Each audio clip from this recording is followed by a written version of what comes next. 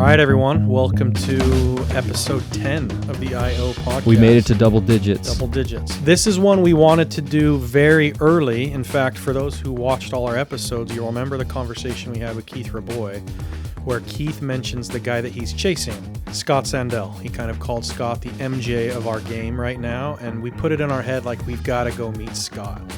The fortunate thing is that we got to know Scott over the last 5-6 years because he was on Divvy's board of directors. NEA led Divvy's Series C, so that's another personal connection we have, and we finally were able to have the conversation with him. Excited for it. Hope you all like it. So, Scott, we're excited to be here. Here's a fun question Sterling and I have for you to kick things off. In one of our early episodes, we met with Keith Raboy. Do you know Keith from Founders Fund? Yeah, sure. Yeah. Keith, in the middle of the conversation, we asked him, like, hey, how do you measure your career? Like, what's your goal? And he says, I want to have the most IPOs of any investor who's ever lived. Okay. And we said, all right, well, who has that record right now? And he says, I think it's Scott at NEA. So at that moment, Sterling and I knew we had to come and talk to you about that. And so the first question we have, Scott, is, do you track stuff like that? And if so, what's the number? I don't honestly know what the number is, and I don't know if I have the most. Okay. There are probably some people who have more, like, back in time. I do think Keith was talking about active. So do you think you're number one when it comes to active? Probably, yes. Okay. That I probably am, yeah. And rough number? A dozen? Doesn't. I think he might have said 14 or something. 12 like to that. 14, somewhere in there. Yeah, he's tracking you pretty closely. So he's Yeah, that's great. To be fair, he said, like, I want to be the Michael Jordan of my sport. And right now, you know, that's you. So of those 12, 14 IPOs, what are the most consistent things that you pull out, like the similarities either in the founders or in the wave that they were riding? Like, what are the common denominators of those companies? They all have exceptional people. You know, you don't make it that far down the path without having exceptional founders. Sometimes the founders are the right people to go the distance. That is not 100% of the time. You know, I just had a really nice email exchange with Frank Slootman because Frank, as you probably saw, retired from running Snowflake. That's his third successful company. I was lucky enough to give Frank his first job as a CEO. So one of my IPOs was Data Domain. Yeah. You know, we started that company in our office, and in 2001, when Kai Lee took a sabbatical from Princeton, called Forrest Basket, and the three of us had lunch in November of 2000, I guess it was, and Kai became an entrepreneur in residence. Okay. I won't take you through that whole story, but Kai was very clear up front that he did not want to be the CEO. He wanted to go back to Princeton after his sabbatical. So we knew from the outset we'd have to find a great CEO. And so you have to have a great CEO, whether it's the founder or somebody else. There are no companies that make it that far without a great CEO. How often does the founder recognize that they might, when they're not the person to go the entire distance, how often does the founder recognize it versus the investors have to help them recognize it? I'd say maybe 50-50. Maybe a little bit more they need a nudge. And there's a reason for that. I learned about that very early in my career. A very strange thing happened. This was in 1999, and I was competing for this company called Centerbeam, and it was, super hot time, and I was still a young pup in this business, penny waiting for change, and competing with all these, famous guys, and for some reason I won. And so I sat down with Sheldon Laub, he was a seasoned entrepreneur. He'd been successful before. I forget the companies he started, but he could take money from anybody. And there were 4 founders of Centerbeam. And I said, well, I'm kind of curious, like, why did you guys pick me? And they said, well, we talked about it, and we felt like you were the one person who we would trust to tell us if we had to go. What do you think you did that showed them that you were willing to do that? Like, how did you earn that trust? And that's from pre them? like a reputation, so it must have been something in your interactions with them. I think that's all they had to go on, Sterling. I don't know. Yeah. I honestly don't know how they reached that conclusion, Tyler. It's hard to know. But it was the point of that story was more, so I failed to tell you the second part of what Sheldon said, which is he said, what I know is that as the founder and CEO, I have to have complete trust in myself. And because of that, I can never doubt myself. And it's going to take somebody else to help me realize that I'm not any longer the right person. And so I thought that was incredibly insightful, and I think that is the crux of the problem though, right? Like you have to believe in yourself no matter what. As to be a successful CEO, you have to ignore a lot of other inputs all the time, right? You have to have the confidence of your convictions. And so sometimes you run out of headroom and you're not any longer the right person. And sometimes because you have to have that conviction, somebody else has to tell you like, gee whiz, there's another way. It makes perfect sense. And there are better way and worse ways to do that, and better and worse outcomes when that happens. And unfortunately, I've been through a lot of those transitions, and but I think the thing I would say is that if you can find a founder who can take it the whole way, and they're the right person at each stage, that is the best outcome. And for a couple simple reasons. One, they're by definition owners. Yeah. Right?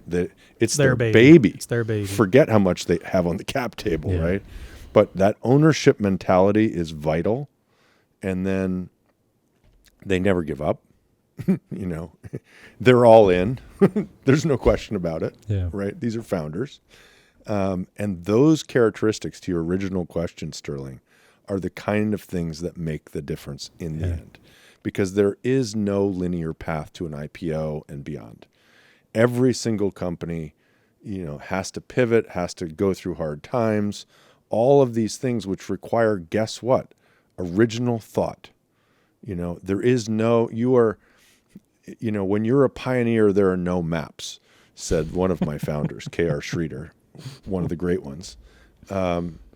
You're always like, there's nobody else to follow. You're figuring it out. Every single story is a unique story.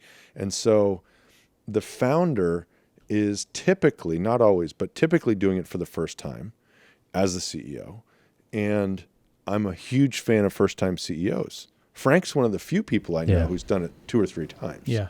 And why is that? Because it's very rare for somebody to have 2 characteristics that you have when you're a first-time CEO. One, you're really hungry. You're going to be sweating, everything.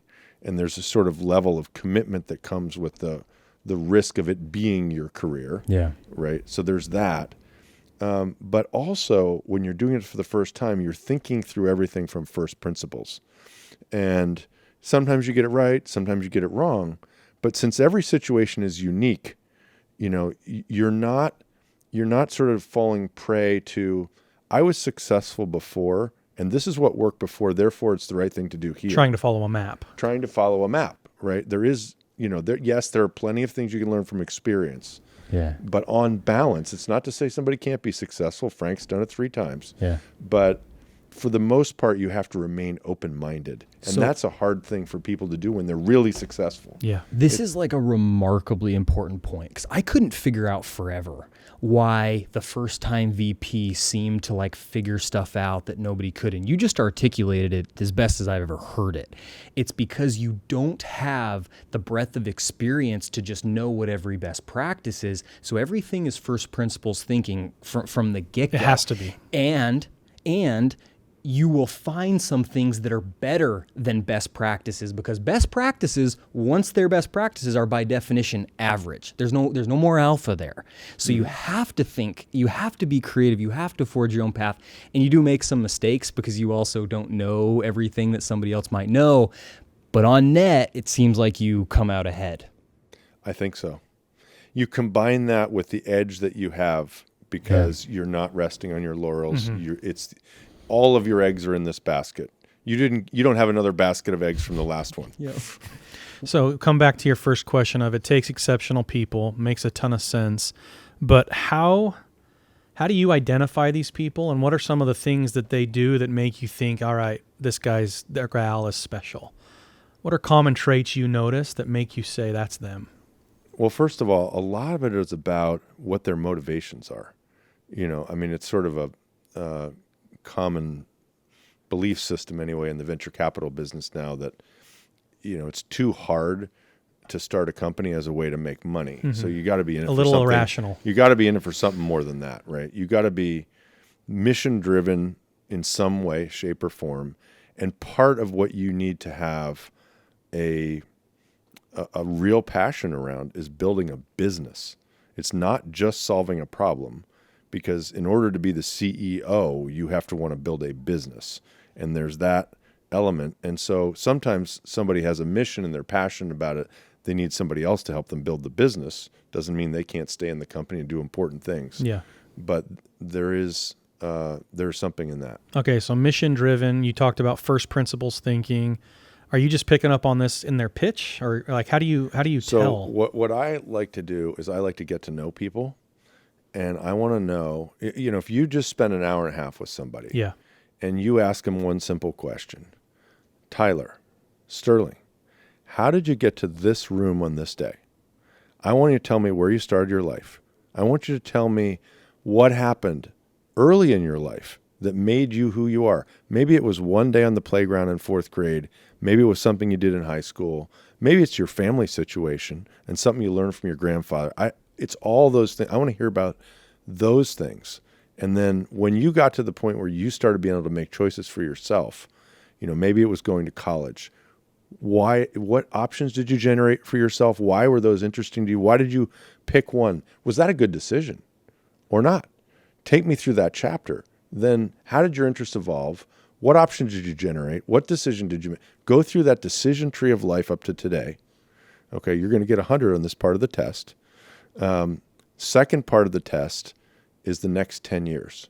I want to know, what are you going to tell me when we have this conversation in 10 years? Mm-hmm. Because that gives me insight into what your dreams are.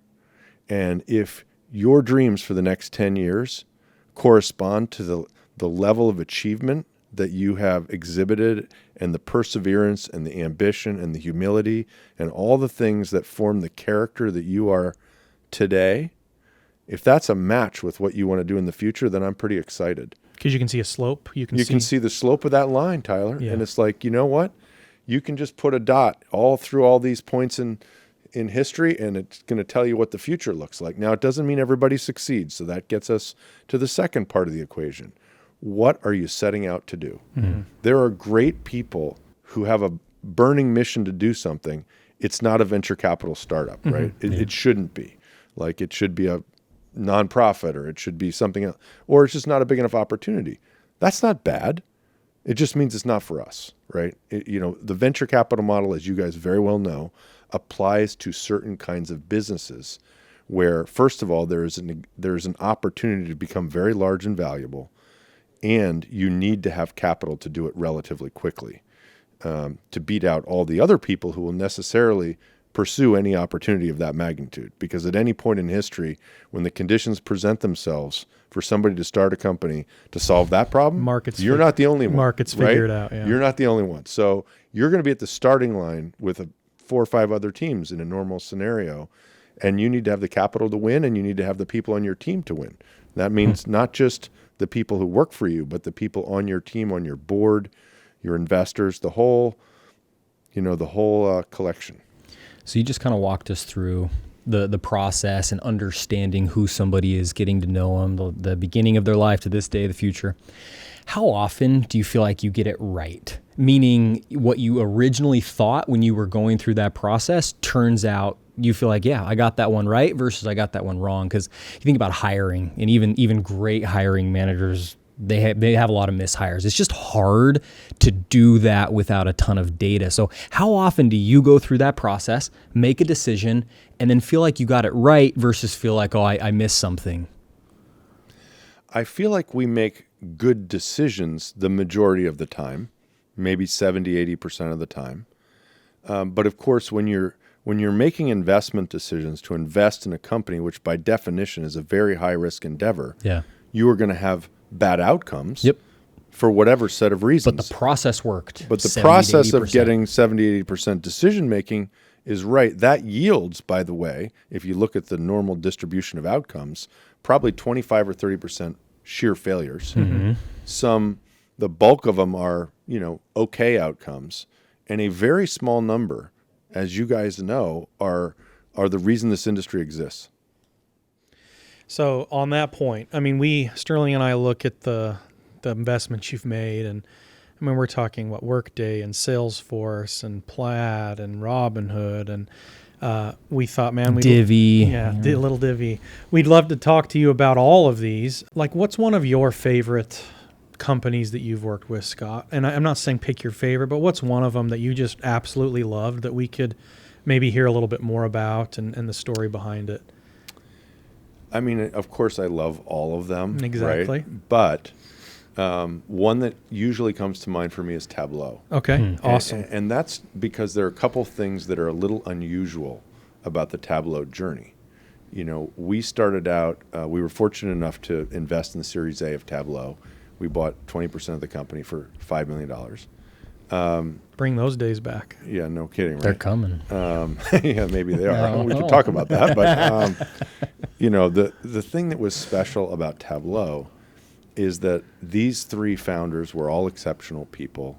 Pat Hanrahan is, if you want to know who the Michael Jordan of, technology is over at Stanford, go talk to Pat, because he's a quiet guy and you'll never hear him talk about it. But trust me, he's the real deal. And then, you had Christian Chabot and Chris Stolte. Chris was one of Pat's PhD students. Christian was a friend who happened to be an MBA student at the business school. Anyway, they came together, and they had a passion for solving a problem. They wanted people to help people understand and visualize their data. That's what Tableau does, of course. But they pursued excellence in everything they did, starting with the product. And they had a very clear vision for that product, and they were patient. What year was this roughly? 2003, maybe. Okay, like so that. still very early cloud days. And and it started off as a Windows desktop product, by the way. Okay. I was the one pushing them to get to the cloud. That took a while. But the key is that it was a journey, it was a long journey that didn't, there was never a massive disruption to what they were trying to do, even though they had 12 competitors when they went public. They kind of stuck to their knitting. They didn't look at what their competitors were doing because they had this clear vision for the product. I worried about us getting disrupted along the way, but they were there. They could see on the ground what was happening with competitors and customers and stuff. And they're like, no, we're on a unique path here. And they were. And then, because it was a relatively slow journey, and this is one of the big lessons for me from Tableau, and one of the reasons I bring up this example is that they were a pretty slow company to get to $10 million of revenue. And I don't remember, but it was probably 5 years or something like that. Okay. They were the fastest growing software company in history from that point forward for a couple years after their IPO. That is not an accident, okay? Why is that? It's because they slowly built that foundation, not just product, but organization, customers that love them, all this different stuff. And the result was that their team, the original management team, was able to grow with that business so that they only replaced one VP level person from very early days to the IPO. And that is a huge advantage when you are working with the same group of, you guys had a great team at Divvy, right? You remember what I'm talking about. And that makes a huge difference when you get to the point where now you need to scale, and you want to scale fast, and you have that level of trust and conviction and confidence in your teammates. That's what they had. And it was super fun to watch. That's incredible. So from year 1 to year 5, when it's going pretty slow, is this when you're like, hey, everybody, are we too slow? Are we going to get beat to this opportunity? And then you felt pretty confident? Is that when you were pretty stressed, though, is those first 5 years? All right, so think about it. Because you've got like a Josh James raising, $1 billion from BlackRock to do Domo. Like, it wasn't like a sleepy space. No, it was not. And back in those days, I was still a penny waiting for change. So, I was. That's the best line. I was sort of anxious in the way you are when you're a young venture capitalist and you haven't had a lot of wins yet. And so I never forget. I go to the company was in Seattle. I would go up to Forest and I would fly up to Seattle, and go to the board meeting. And it's maybe like year 3, year 4. And they present the business plan for the next year, and they're going to go from, I'm just making up the numbers, like 2.5 to 4 million. Okay. And I'm sitting there thinking, like, man, why can't we grow faster than that? So I said, hey, Christian, I'm a patient guy, but like, can't we grow faster than 2.5 to 4 million next year? Yeah. And, one of the things that was true about them, by the way, super capital efficient. Okay. Like, I'll come back to that, but like crazy capital efficient, bootstrap the company, et cetera. So he's like, no, Scott, we think that's the right thing to do next year, but I'll think about it between now and the next board meeting. So he comes back to the next board meeting, and remember, this is a data visualization company. These guys are driven by data. So what has he done? He's gone off and he's studied all of the public software companies in history, and he's looked at their growth rates from inception, and he's figured out the best, like 25% of them or something, the fastest growing ones that grow fast forever. And he says, well, look at the data. These companies they do not grow 200% a year. They do not grow 100% a year. They grow 50% a year, but they grow 50% a year For forever. a long time. And usually they have one anomalous year early on where they might have a spike of 100 or 200% when they go from 1 million to 3 million or whatever. Yeah. But from that point forward, they grow 50%, and you don't have to be a mathematician to know that gets big fast. So there's this old saying of like lemons ripen early. Is this similar to that of like you're willing to wait a long time to let the compounding work underneath? Is that kind of the pattern you see across some of these big companies? Yeah, well, I would say, they build the foundation, Tyler, so that they have something sustainable. There's plenty of companies around here, especially in the last cycle, as we all know, that raised gobs of money and figured out how to waste it and posted pretty aggressive growth numbers. But and not then sustainable. It's not sustainable. Yeah. So is the lesson there, 'cause this is interesting, right? Is the lesson there that really good things that are going to be valuable for a long time take a long time to build? Yep. Probably true. For sure. Second thing is, if you're doing something that is overinflated, either because of the amount of money that you're burning or whatever you're doing, like if your unit economics are upside down, you're giving away, $1 for every 50 cents of revenue, stuff like that, that also comes to a head at some point. That's probably another learning from this story. Anything else, Tyler? Because that's a good one. I think those are pretty two great ones. Well, What else? the corollary, of course, is, if you have to fix it once it's at scale, Really hard. very painful. Yep. It's also, this is another thing I think about. In startups, a lot of it's momentum driven. And so like going from 2 to 4 might not seem crazy, but it is positive momentum. Whereas if you come out and you get to 10 and 30 and then, well, you're flat or you're down a little bit, like the momentum and the way that a company culture like adapts to this stuff, I think is important too. It's absolutely important. And you said with Tableau, they did eventually inflect a little more and became the fastest growing startup or tech company from 10 onward. What caused that inflection? Was it just the foundation that finally took off, or did they have some insight on the product? Or? Well, so even though Tableau was never a freemium model, they always had paid software. They were a product-led company. Yeah. So they built great product. Yeah. And as they built out the features of this product and the capabilities of the product, it appealed to broader and broader audiences. And so that's what drove growth. And it was always the best product. It was always a revolutionary product. And so it just, the market is big, like everybody. And I would say one thing that happened that was, you sort of say, sometimes luck is helpful too. Absolutely. Right. And, when we first invested in Tableau, I'll tell you what I didn't see.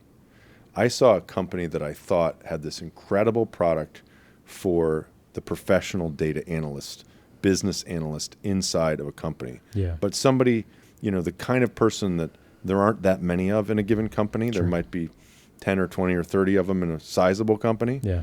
who does this kind of work and feeds the results to others. What I did not see is that, and so we were thinking, every company's going to buy 20 licenses of Tableau, and Yeah. what happened? Everybody. No, everybody. Including I lived, students. I lived Students in started- Tableau, yeah. and I'm a moron. But what was cool about the product is it actually democratized, right, the entire job to some extent. Well, Right, and you're right. right. It was like an early PLG, like bottoms up thing. I remember Yeah. graduate students would get licenses, and then they'd take it to their company, and it's like every single employee started to use Tableau because of that.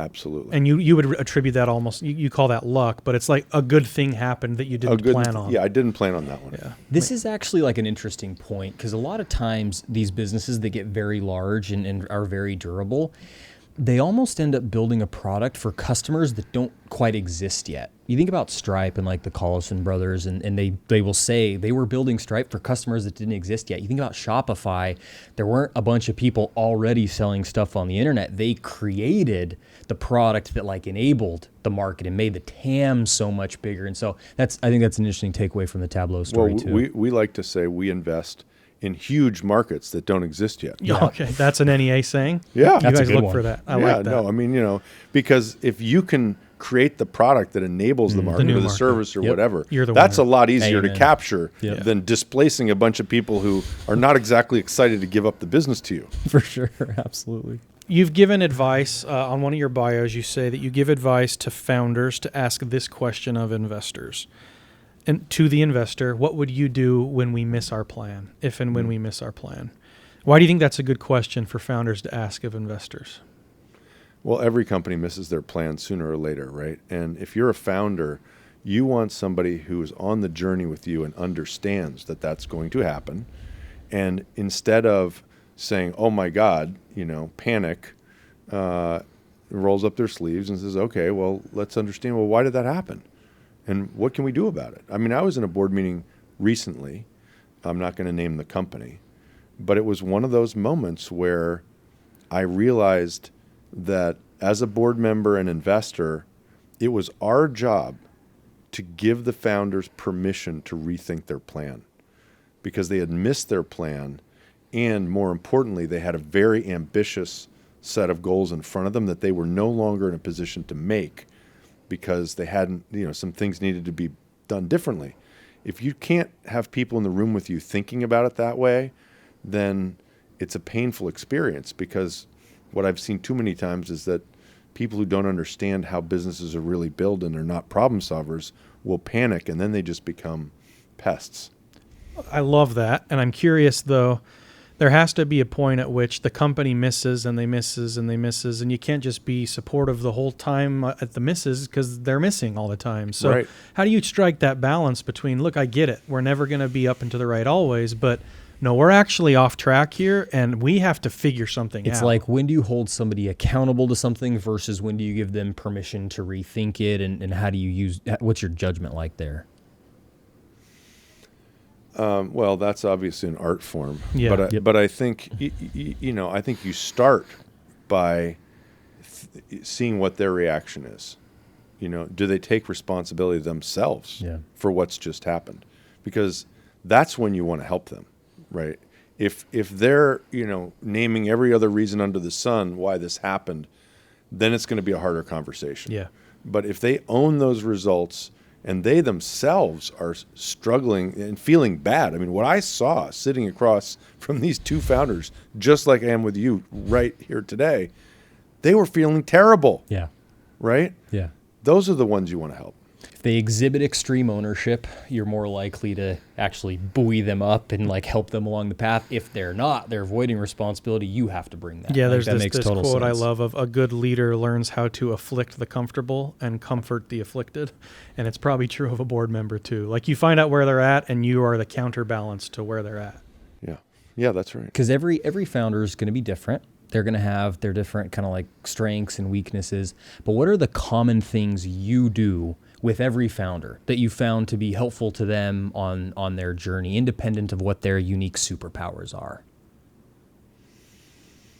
Well, my simple belief is that once I've decided I believe in a founder, I believe in them 100% until I don't believe in them anymore.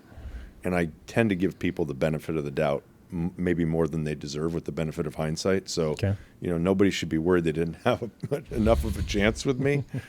But what that means is when you believe in somebody 100%, you are with them trying to help solve problems, and hopefully they are taking accountability for the results, which good founders do. And so you're a partner to them. And that's a very powerful thing. When somebody is your boss, if a founder views you as their boss, which sometimes they do, that's a very different dynamic. We don't aspire to be anybody's boss. Mm-hmm. We do aspire to be people's partners. Mm-hmm. If a relationship is not going in that direction, where it's less partnership and more adversarial, what do you do as an investor to fix that? Because you're working with some pretty strong-willed people, right? Well, the opportunities to fix that, you have to be patient, okay? Mm-hmm. And you have to wait for the right opportunity to fix that, which is usually when something happens that causes them to lose the moral high ground a little bit. So maybe they're a little more humble and open to talking about it. That's it. Yeah. Okay. So timing is maybe the key there. All right. Yeah, but you have to be patient, right? Like, you get in and, you're in a hot market and they got something really cool and, they think their stuff doesn't smell and, all that. And you gotta go along with that for a while. And then when there's an opportunity, and they're realizing that maybe they're human after all, then you step up to them as another human and say, okay, well. The last question before we move on from this is, and you've talked about it a little bit, is when things go wrong, what do you advise founders to do in terms of dealing with their investors? When bad news comes up, missed plans, something goes, whatever it is, how do you like that to be? Because I think a lot of instinctual from founders is you kind of like hide it and hope nobody finds out about it. But what would your advice be to people about how to deliver bad news? Well, first of all, that's a reasonable sort of operating assumption if you don't have trust that the people on the other side of that conversation are going to treat you like a partner. Yep. Right. So if you've built the right kind of relationship with your board members and they trust you, you trust them, then it's a lot easier to have that conversation, right? Because you don't fear that they're going to freak out. Mm-hmm. You know that they feel like they're on your team, right? And so you can, and that just makes it easier, typically, when that is present, you're going to them with the early warning signs, not with the, oh my gosh, we just went off a cliff news, right? And so what you don't want to do with investors is big, bad surprises. Yeah, no surprises. Yeah. But that doesn't mean, it's ideally you go to them, so no surprises, and we have a problem. Here are the 3 things I think we could do to fix it, and I kind of recommend this one. That's kind of an ideal thing, but if you don't know, it's better to go anyway. Yeah. Instead of faking it. Yeah. Right. And say, hey, you know what? I need help. Rules are always be proactive about it. Yep. Come with suggestions, solutions, ideally. If and possible. If you don't, but that does not negate rule number 1. Still come. Yeah. Still come. And the preceding fact is have a relationship where that's not going to be an impediment to you having that conversation. And I have seen the most incredible response from board members in the worst possible situations because those right conditions were present. So we've only got about 10 or 15 minutes, and we do want to hear a little more, Scott, about how you ended up at NEA, what makes NEA different from the firms that we walk around, and kind of your story into this profession. You talked about doing this for many, many years. How do you do this for, is it 20-something, 30 years now? I think I'm in my 29th year. 29th year doing this. Tell us about why you got into it, why NEA, and why are you still doing it? Why are you still doing it? Well, first of all, I was obviously lucky, right? This is a huge privilege to get to do this. If you think about what we do for a living, we have the privilege of investing someone else's money in someone's dreams. And then we get to help them realize those dreams. Yeah. I mean, that's the essence of what we do. And there's nothing more invigorating than that, especially when you consider the nature of the problems that the entrepreneurs are trying to solve. Yeah. Which is so cool. I mean, so my story is that going back a little, I grew up in a middle-class family in Connecticut. I went to public high school. Went to college. I was an engineer in college. Somewhere early on in my career and as an engineer, I realized I didn't want to be an engineer. I had a summer job where I was working in a civil engineering company, and all the engineers were in cubicles. I was like, I don't want to spend my life in a cubicle. So then I finished the engineering program, but I asked one of my engineering professors, I don't think I want to be an engineer. What should I do? I think I'm interested in business, but I have no idea. Like, what's business? And he said, well, you should try consulting. You'll get exposed to a lot of stuff. So anyway, I ended up at BCG for a couple of years. That was a fabulous experience. Loved it. But here again, early on at BCG, like within a couple of months, two things dawned on me. One was, we're giving advice to people, but they're the ones who make the decisions. They're the ones who are accountable, and ultimately the value is created by them. Yeah. I want to be in a job where I'm accountable. So that was my first takeaway. My second one was they had a terrible lifestyle. They're on the road all the time. I want to have a family and be a good father. So that's not going to work. So I went on from there, and I had an opportunity to join a startup software company called CAT Software, Computer-Aided Trading Systems. This is 1988, and it was in Palo Alto. They sent me to London on the first day as the first salesman to sell packaged software for currency and interest rate swap traders. Back in the day, this was the early day of the swap market. It was a big business for international banks. Super exciting, but very challenging couple of years. As I think I mentioned, the company ultimately went public on NASDAQ and paid for me to go to Stanford Business School, which was great. But that company did end up getting venture funded about the time I left. And I sort of had this idea of what a venture capitalist was a little bit about. Who was the firm? That was Sutter Hill, I think. Okay. Wow. No, they're not bad. Yeah. Yep. And so in business school, I thought I wanted to be an entrepreneur. I ended up working at Microsoft over the summer and went back to Microsoft. But because my wife was here, I came back here, and I didn't know what I was going to do. And I was thinking about starting a business in 1994. And I came up with some ideas, but none of them were ones I wanted to spend the rest of my life doing. So I was doing consulting assignments along the way to pay the bills. And one of those companies needed to raise money. We went to NEA, and we first went to the Baltimore office.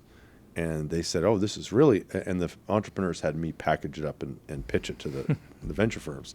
So I did the pitch. And so they said, Peter Barris, who was my predecessor as managing partner at NEA, said, well, okay, that's interesting. Why don't you guys go out and see our partners in Menlo Park? So we went out next week to Menlo Park. And after that, a couple days go by, and Tom McConnell, one of the partners here, called me. He says, let's have lunch. So we have lunch, and he says, we're not really interested in that company, but would you like to work here?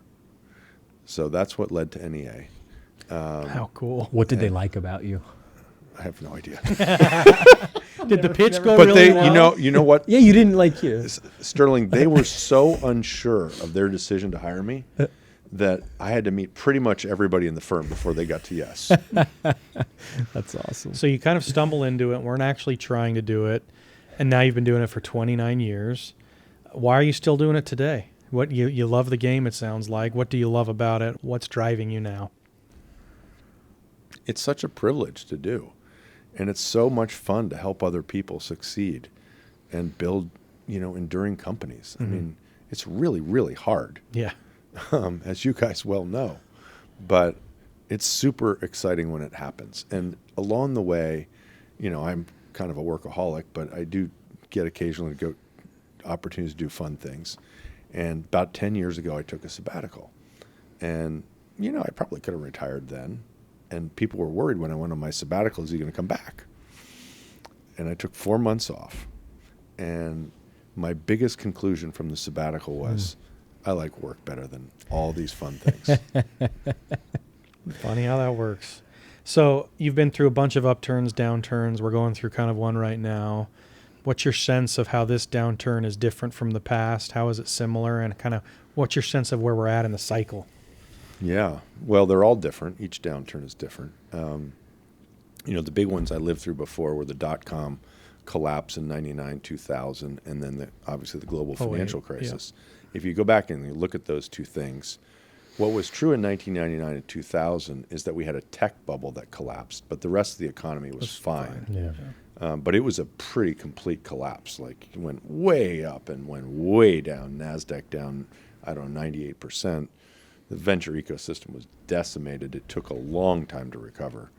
And then in the global financial crisis, a little bit the opposite, right? It was the macro picture where there was huge disturbance. The venture business didn't really get impacted that much, other than from a fundraising standpoint, everybody got scared. But interestingly, like a lot of the companies that were started in 2007, 2008, 2009 did really well, because the financial crisis itself wasn't that dramatic as an impact on the tech business. I think this one feels a little bit more akin, at least at this moment, to the 1999-2000, because we've had this long tech run up and then a tech correction. And then now we're back up.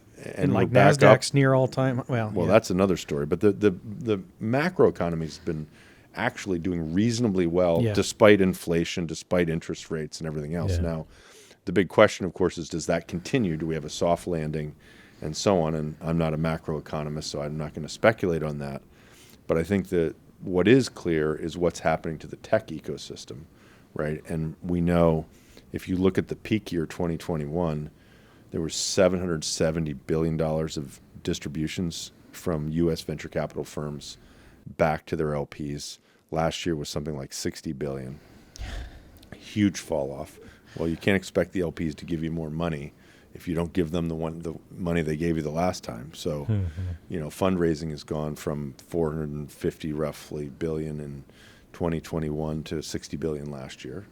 And I think for structural reasons that I can get into if you want, I think it's going to be a while before the LPs start committing sizable dollars back to the venture industry. So we're in this period where the 300 billion or so of dry powder that existed at the start of last year, is burning off at 150 billion or so a year, and it's going to burn off pretty fast. It's going to burn off by the end of next year. And then there's a day of reckoning, and we see, how much capital comes into the industry and who do the LPs trust with that money. And do you subscribe to the thinking that it will be concentrated on fewer firms who have longer track records, more established excellence, less first-time managers, kind of some of those kinds of things as LPs restrict a little bit? Not necessarily. Okay. I think it's a little bit of a barbell, Sterling. I think there will be. These kinds of perturbations are an enormous test to the existing players, right?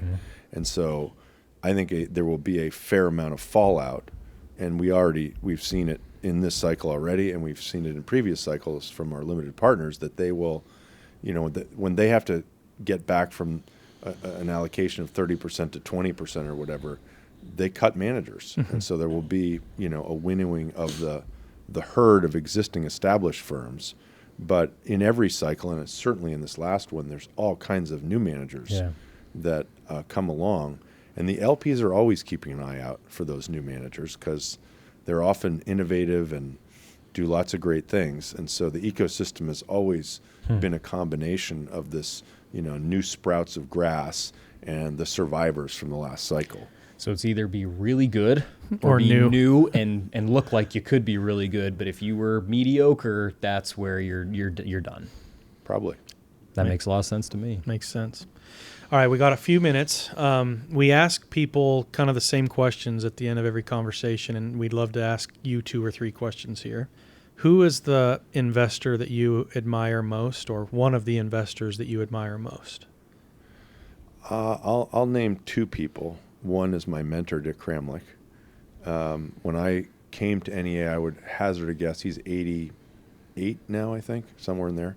He was about early 60s, so he's older than I am now.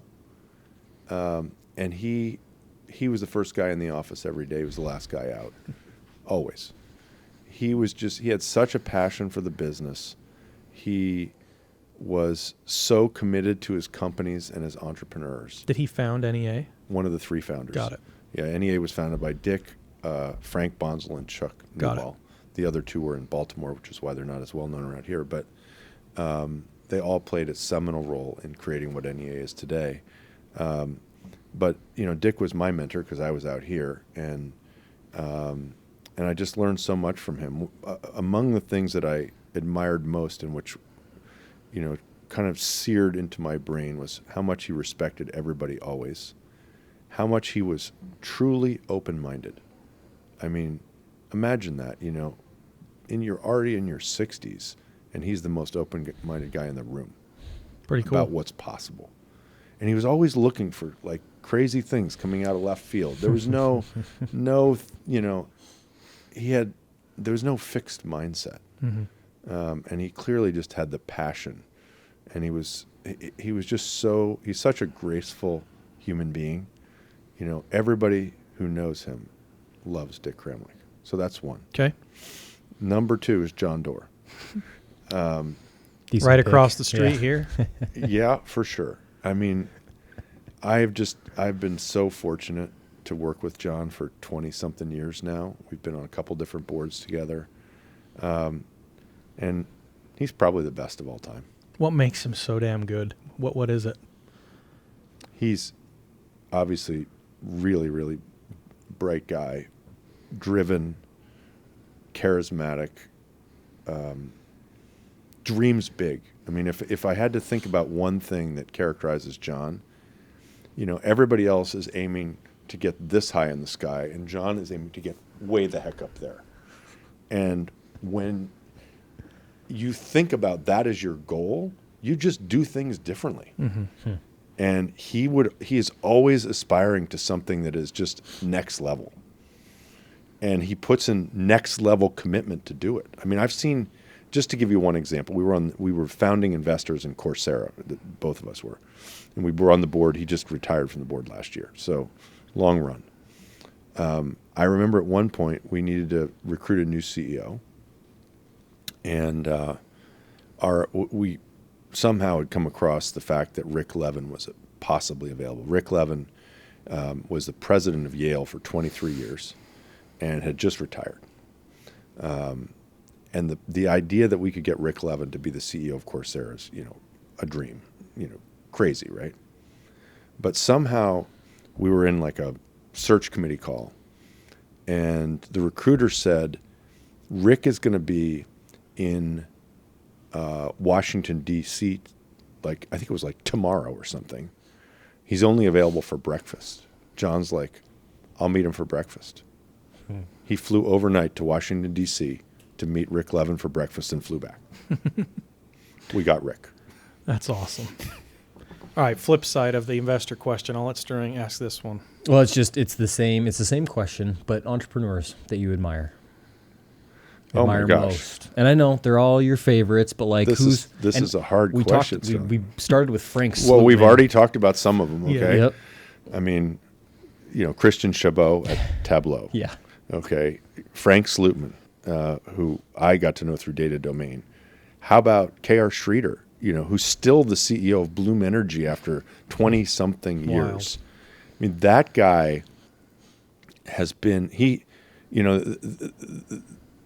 there's a couple different ways to gauge things, but one of them is the degree of difficulty of the climb. And if you look at the mountain that guy climbed, that was a much tougher pitch than almost anybody I've ever seen in this business, period. And he never gave up. And he faced, threats to the company's existence more times than I can remember. He was one of those entrepreneurs that had such a great relationship and trust with his board that when he really needed it, they were there for him. He's the poster child for that. Like he should write a book about that question. Anyway, K.R. Schroeder's clearly one of them. I mean, Matthew Prince, we both know, incredible, and Michelle, both of them together. The company's not successful without the pair of them. Michelle's one of the most impressive people I've ever talked to in my life, period. Sterling, I remember once I don't know what the topic was, but Michelle and I were both invited to go speak at something. And it was some arcane subject matter that I didn't really know that much about. And I don't think Michelle knew that much about it either. But the two of us, and it's like a big deal kind of conference or something. And Michelle gets up there and she just nails it. She has studied this thing like backwards and forwards. Became an expert. She became an expert, super articulate. And I'm like, I'm just an idiot. Funny, I've heard people say the same thing about her like 10 times. I just have pages and pages of notes that I reread from. We should get Michelle, her on the podcast. We need to. So the last question was what we call the golden spur question. It's basically, why are you the way you are? What formed you? You talked actually about in your process. It's the same You're question. sussing it out for others, for founders. But what made you the way that you are, and what motivates you? Well, some of it I don't know. You know, I asked my parents once, they were talking about one of my siblings, and they said, you know, they had to kind of encourage this particular sibling along the way or whatever. And I said, well, what was I like? What did you, and they're like, you? Oh my God, no. You were like just driven like crazy from the beginning. Yeah. But I learned when I was 42 that I'm dyslexic. My oldest daughter is dyslexic, and in the process of diagnosing her, I was diagnosed as being dyslexic. And it made everything make sense about my childhood because I failed third grade basically, and I had a lot of trouble in school early on, and people thought I was stupid. I thought I was stupid because people told me I was stupid. So, you know, you have to do a lot to overcome that. And happily, as we now know, and I would commend anyone to read The Dyslexic Advantage by Brock and Fernetti Day, which talks about the advantages of being dyslexic and not just the disadvantages, but those start to accumulate as you go on in life, and things became more complicated, and the dyslexic brain is pretty good at figuring that stuff out, and it has a bunch of features that are pretty nifty. So I do attribute a lot to having to overcome hardship Early. This has been awesome. Thanks for the convo, Scott. I wish we had more time, Yeah, but this was great. This is really cool. Appreciate the time. It's my pleasure. Thank you guys so much.